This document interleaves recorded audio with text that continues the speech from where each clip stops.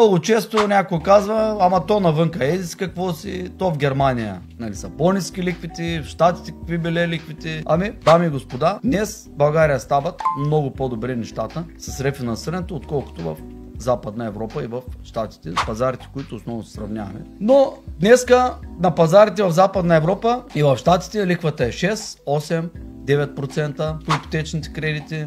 В някои държави вече е над 15%. На много голяма част от пазарите в света в момента ипотеките са над 10%. България все още може да си вземете кредит на 2, и нещо 3%. Като физически лица, дори като юридически лица. В България в момента е изключително подходящо време за рефинансиране на ипотечните кредити, големите кредити. Защо? Защото инфлацията подпира цените на недвижимите имущества. Следните, както знаете, няколко години, те са се увеличили немалко. И вие, ако сте теглили кредит, примерно 2018, 2019, 2020 година, не